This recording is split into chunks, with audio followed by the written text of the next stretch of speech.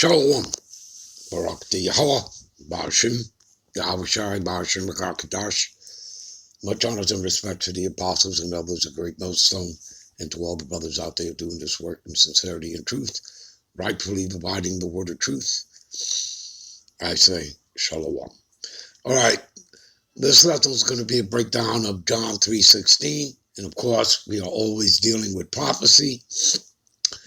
And to put it out there for you up front, obviously, when you break down John 3:16, basically it links up, okay, with Psalms 98, verse 1 through 3, which talks about the new song, and Revelations 14, 1 through 5.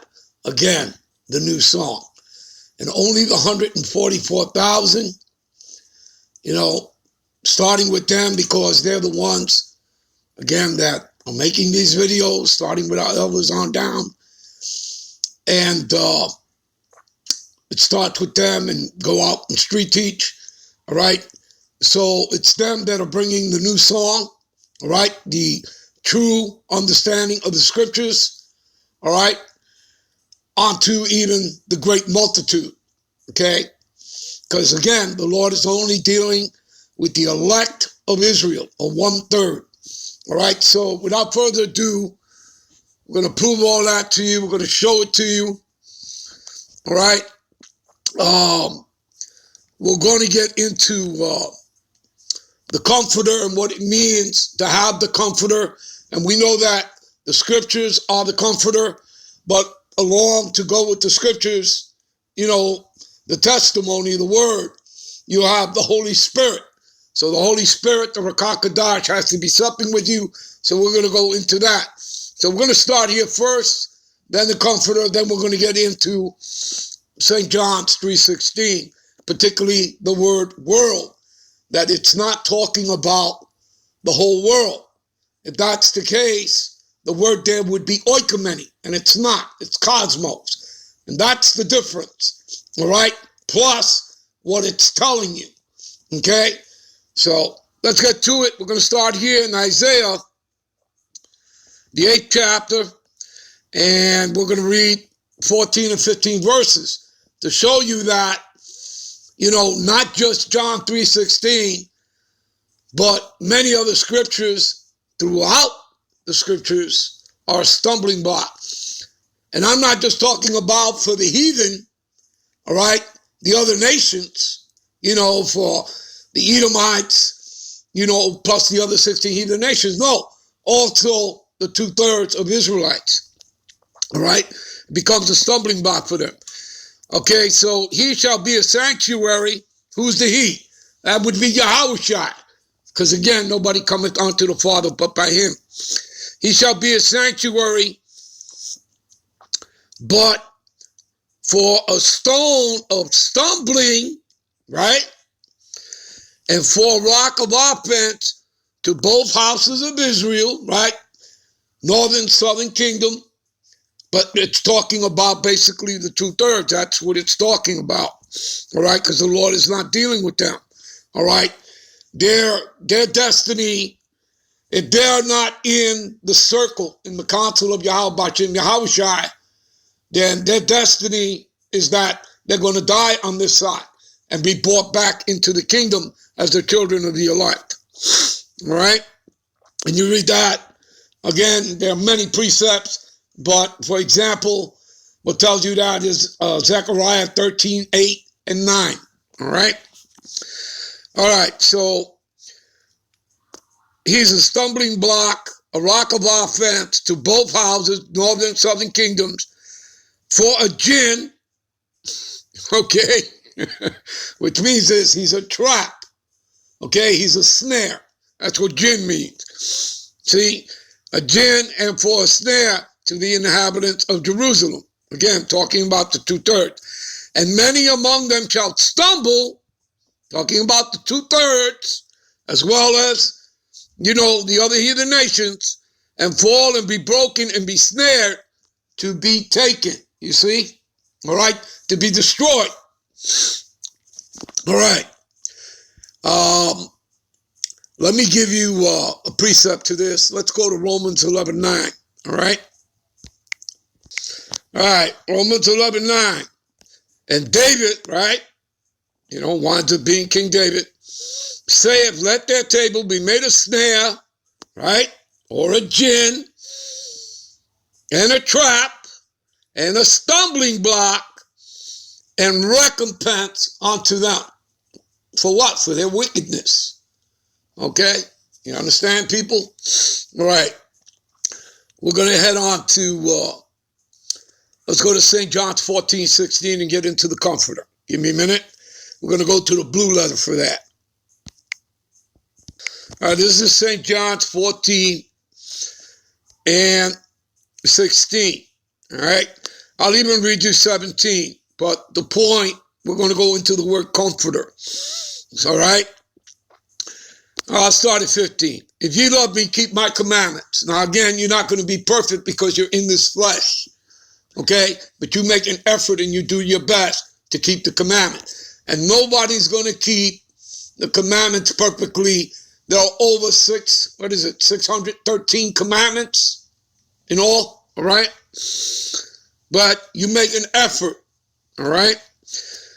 Verse 16, which is what we're going to be dealing with, particularly the word comforter, all right? And I will pray unto the Father. The Father is Yahweh. Of course, his Son is Yahweh Shai. And he shall give you another comforter, right? That would be the Rakah Kadash, the Holy Spirit, that he may abide with you forever, all right?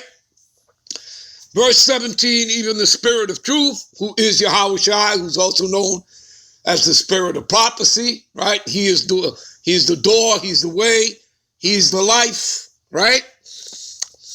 Whom the world cannot receive, right? See that? The whole world can't receive, can't come into the circle. So how in the hell can the whole world be saved? Okay? All right? Because it seeth him not, and it neither knoweth him. No, who the world sees, who's been put up front, has been Caesar Borgia, okay? Son of Pope Rodrigo Borgia, okay? He was given to you as the role model, sanctioned to be your Jesus Christ by his father, the Pope. All right? Your falsehood, your false idol of worship. All right? Okay. But ye know him, for he dwelleth with you and shall be in you. See, those would be the ones that are in this circle. All right? That have come into this truth. The Lord is stopping with them. Now let's get to this because we want to get into the word comforter. All right? So I will pray to the Father, right? Yahweh Shai, because he's the mediator. That's pursuant to what? 1 Timothy 2:4-5, right? He's the mediator between, the Most High, right, and us. So I will pray to the Father, and he shall give you another comforter, that he may abide with you forever.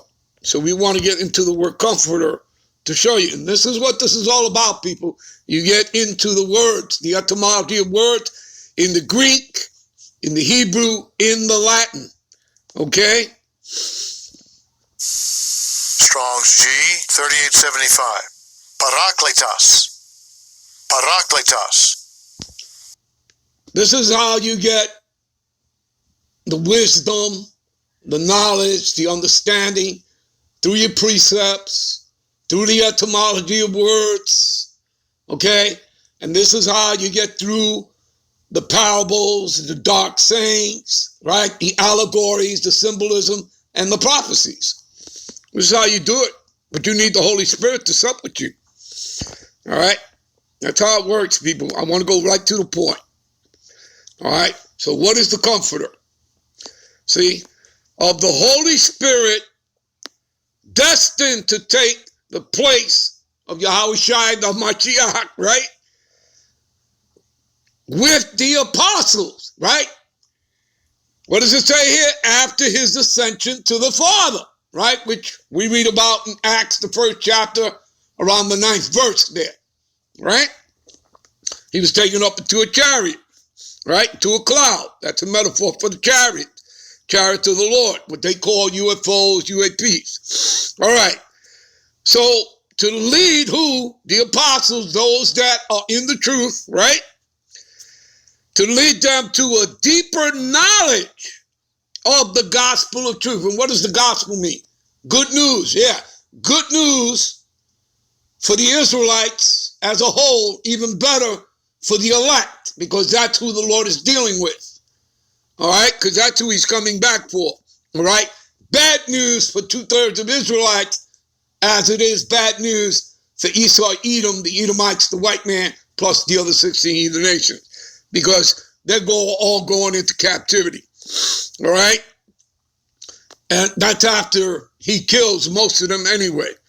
All right, so to lead them to a deeper knowledge of the gospel of truth, and give them divine strength needed to enable them to undergo the trials and persecutions on behalf of the divine kingdom. Because again, the only way into the kingdom is through much tribulation. Give me a minute. This is Acts 14:22 in the blue letter. Okay? Confirming the souls of the disciples, right? And exhorting them to continue in the faith, that we must, through much tribulation, enter into the kingdom of the Most High, right? And by the way, kingdom means rulership, kingship, dominion. Like I says, the other nations are going into captivity. And you are co-heirs to the kingdom with Yahushua, the elect, the 144, who are going to be the governing bodies. All right? So let's take a look at this word here, tribulation. Strong's G, 2347. Thlipsis. Thlipsis. What is the tribulation? Oppression, affliction, tribulation, distress. Being in straits, meaning a degree of difficulty, right? That's the strait gate, right? For wide and broad is the way, right? And many go in thereat, which leadeth unto what? Destruction. But strait is the gate, and few there be that find it, which is a narrow path, okay? That strait gate is talking about a degree of difficulty. All right, but that's the way into immortality, salvation, the kingdom. All right, which is what? Through Yahushua. He's the straight gate. All right, you understand? So tribulation, affliction, trouble, as in Jacob's trouble, anguish, persecution, burden, be afflicted. Now, let's show you who's actually bringing. Now, of course, you know, Esau is a vessel that is used by the Lord to bring this about. But we're going to prove that to you, not just say it to you. We're going to prove that. We'll do that when we come back with part 2. Shalom.